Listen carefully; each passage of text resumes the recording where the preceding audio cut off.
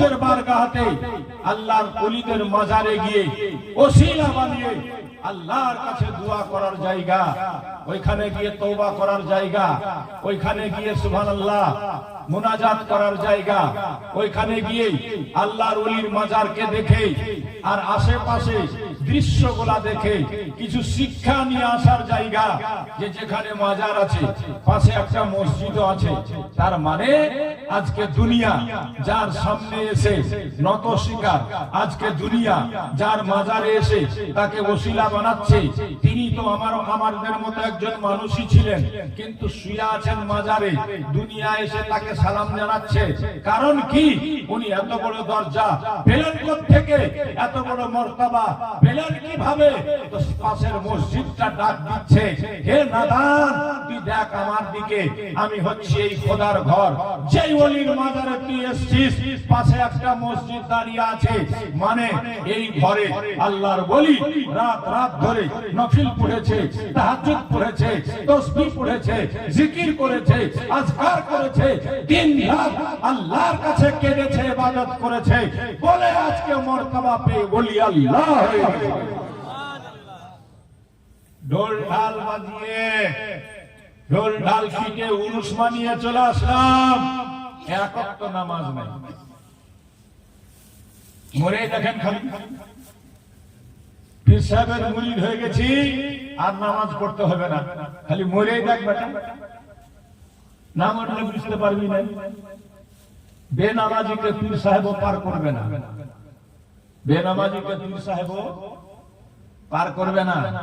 পীরের হাতে মুরিদ হতে হয় এই জন্য, পীরের হাতে বায়াত হয়েছি এই জন্য যে আমি আগের সমস্ত গুনাহ থেকে তওবা করলাম, অন্যায় যাব না, অত্যাচারে যাব না, বায়াত গ্রহণ করেছি মানে আমি হুজুরের রাস্তায় চলবো। হুজুর মিথ্যা বলে না, আমিও বলবো না। হুজুররা মানুষকে ধোঁকা দেয় না, আমিও দিব না। হুজুররা কারণ বেঈমানি করে না, আমিও বেঈমানি করব না। হুজুররা নামাজ ছেড়ে থাকে না, আমিও নামাজ ছেড়ে থাকবো না। তাহলে আপনি হলেন মুরিদ। আর যদি হুজুর হয়ে নামাজ না পড়ে তো হুজুর নয়, ও খেজুর, ওকে খেয়ে নিবেন। বুঝতে পারা গেল? ওকে খেয়ে নিলে গুনাহ হবে, হুজুর নয়। পীর হয়ে যদি নামাজ না পড়ে তো পীর নয়, ও হলো पैर। হুজুর বলে থাকেন पीर और पैर, पैर माने पांव, समझते हैं ना आप लोग? तो कुछ लोग हैं बहुत यहाँ। पीर और पैर, जेर जबर का खाली एक जेर जबर का खाली फर्क है। पैर ऊपर लिखो जबर दे दो तो पैर हो जाएगा, नीचे जेर दे दो तो पीर हो जाएगा। আমার হুজুর বলছিলেন এক জায়গায় যে বেনামাজি পীর, ও পীর না, ও হলো पैर, মানে পাও। বুঝতে পেরেছেন? হ্যাঁ, ওগুলা ইংলিশ, ওগুলা শয়তান। ওকে গ্রামে ঢুকতে দিবেন না, ওকে খুঁজে দিলেও কোনো গুনাহ হবে না। যে বেনামাজি নিজেকে পীর বলে দাবি করে, ওকে খুঁজে খুঁজে মারবেন তাও গুনাহ হবে। বুঝতে পারা গেল? বলে মারফতি পীর হয়ে গেছে, মারফতের নামাজ পড়ছে, মক্কা মদিনাতে নামাজ পড়ছে, এরকমও পীর বেরিয়ে গেছে যেগুলো আমার পীর মক্কা মদিনাতে নামাজ পড়ছে। তো তোর পীরকে যা কহা না, বিরিয়ানি মুরগা সব মক্কা মদিনাতে যে খাবে, এখানে খেয়েছে, কথা ঠিক না ভুল? মক্কা মদিনাতে যখন নামাজ পড়ছে তো মক্কা মদিনার খাবার খাবে, এখানকার খাবার কেন খেয়েছে?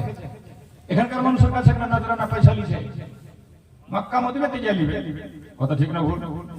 তো বেরাদার, এরকম পীর থেকেও আল্লাহ আমাদেরকে বাঁচিয়ে রাখেন, নচেত ও যাবে জাহান্নামে, আপনাদেরকে সাথে নিয়ে যাবে জাহান্নামে। আমরা পীর পেয়েছি আলহামদুলিল্লাহ, এমন পীর পেয়েছি আমরা যে হুজুর মুহাদ্দিস আজম হিন্দ লিখেছেন, আহমদে হক মুমা দিয়া, আশরাফে বা খুদা দিয়া, মুঝকো মেরে করিব ने पीर बहुत बड़ा दिया। ये घराना एकदम ही आलादा घराना, एकदम ही निराला। যে ঘরানার বাচ্চা বাচ্চা নিরালা আলহামদুলিল্লাহ। তো দেখা দেখি মানুষের চাদর নিয়ে দৌড়াদৌড়ি করবেন না, মাতামাতি করবেন না, কারণ চাদর চড়িয়ে আপনার কোনো লাভ নেই, চাদর চড়িয়ে পীর সাহেবেরও কোনো লাভ নেই। হ্যাঁ, ফুলের চাদর বানিয়ে, গোলাপ ফুলের, গাঁদা ফুলের, জীবিত ফুলের চাদর বানিয়ে যদি আপনি গিয়ে চাপান, সেটাতে লাভ আছে। কেন লাভ আছে? যতক্ষণ ফুল ফল জিন্দা থাকে আল্লাহর তাসবিহ করতে থাকে, গাছপালা জিন্দা থাকে আল্লাহর তাসবিহ করতে থাকে। তা আপনি চড়ালেন আপনারও নেকি, আর যার মাজারে চড়ালেন তার দরজা বুলন্দ হচ্ছে তাসবিহ পড়ার কারণে। বলুন সুবহানাল্লাহ।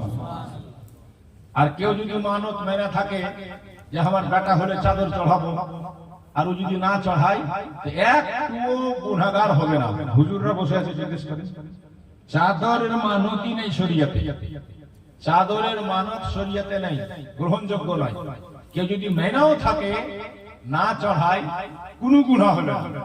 এজন্য দেখুন, যে কোনো কাজ করার আগে উলামায়ে কেরামকে জেনে, মুফতিয়ানে কেরামকে জেনে করবে, আপনার কাজটাও কাজে লাগবে, সফল হবে, নেকি পাবে।